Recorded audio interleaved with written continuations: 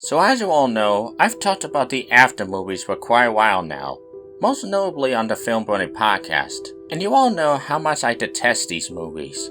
They're not well written, the romantic chemistry is non-existent, and it just feels like a Hallmark Channel knockoff of those 50 Shades movies from 5 years ago. And when it comes to this next movie, After Everything, you'd think I'll actually watch it and review it, right? After all, it was my #1 least anticipated film this year. But the more I thought about it, the more I thought, what's the point? If I know this movie's gonna be bad, why even go out of my way to see it? Now you may find this as hypocritical since, as an unofficial critic and film enthusiast, I see a lot of movies and comment about what's good and bad about it, whether the entire experience is good or bad. But I still see the movies I see because, like a box of chocolates, I never know what I'm gonna get. Heck, I saw a few movies I was dreading and ended up liking them. Dungeons & Dragons was a lot of fun, Knock at the Cabin was a step in the right direction for M. Night Shyamalan, Fast X I felt listened to a lot of criticism Fast and Furious 9 got, and Hypnotic I felt to be pretty underrated in spite of what everyone else said about it. But with these after movies, which have been nothing more than the exact same thing over and over, it doesn't look like it strayed that far from its tried and tired concept. And the worst part is, they're just plain boring. Boring in how uninteresting the story and characters are, and boring in how predictable these stories feel. These two blank slates the filmmakers call characters are gonna have little dramas in their lives and may break up in the middle of it, only to get back together in 2 seconds to have boring sex that's more awkward than anything Tommy Wiseau can conjure up. It's been like this for 4 entire movies, and I bet $1 million that it's just gonna be the same thing with After Everything this year, the before prequel that's in development, and the next sequel that's supposed to be about the kids of Bella and Edward, Kristen and Anastasia, Katniss and Peeta, Tessa and Hardin. It's just gonna be the same thing over and over again. And since I already know it's just gonna be the same thing over and over again, and it's gonna be about as interesting as Gene freaking Dealman,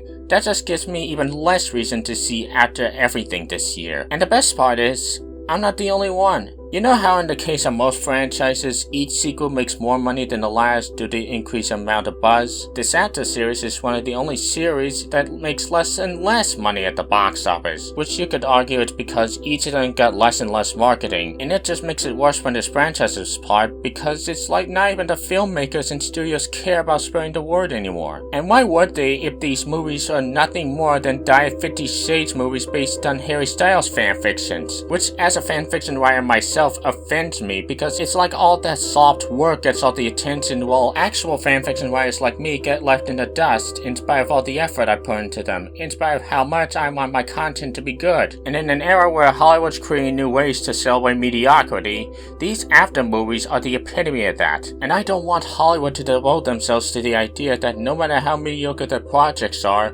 people are still gonna see it because it's based on a property they recognized. Remember back in 2020 when I had After We Collided high on the list because I didn't think I've seen anything that bad? But then in 2021, After We Fell was a bit low on the list because it's more or less what I expected minus that one character I liked. But by the time the worst of 2022 video came around, I didn't even bother putting After Ever Happy in my top 10 and barely mentioned it as an honorable mention. Partially because unlike other movies that had a lot more potential, I expected this to be bad, and guess what it was? Bad.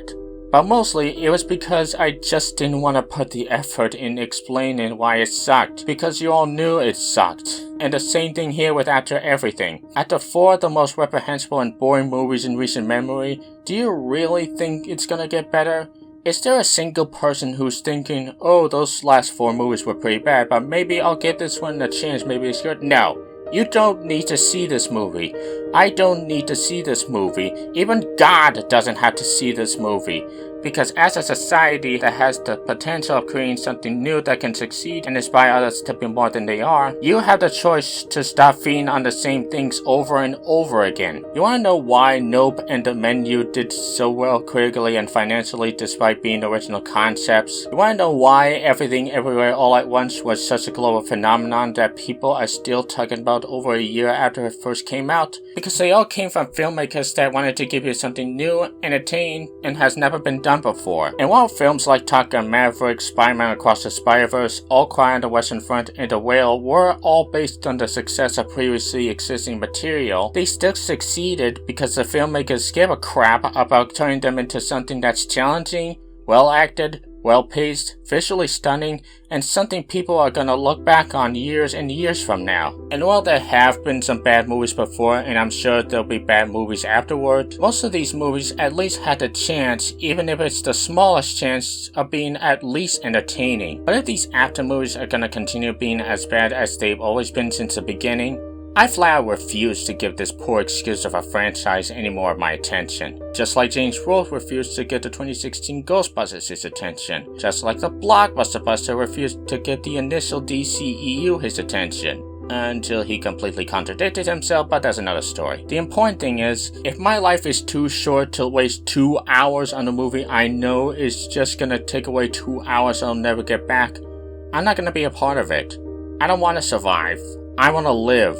I want to support entertainment that can challenge my perception on life, give me an experience that I've never felt before, or at least entertain me. And you should too. You can choose to watch movies based on familiarity or notoriety, or you can step outside your comfort zone and discover something that's new and original. And you can start by watching probably the most anticipated original movie in years, Oppenheimer. Sure, most of the anticipation lies within a director who's proven himself time and time again, and sure, it's technically based on true events, but at least the anticipation isn't solely because of obligation based on a property you all recognized. And if this movie succeeds at both critical reception and box office records, then perhaps studios will continue greenlighting ideas that aren't the next mediocre Jurassic World movie. Just don't watch this movie. Just don't.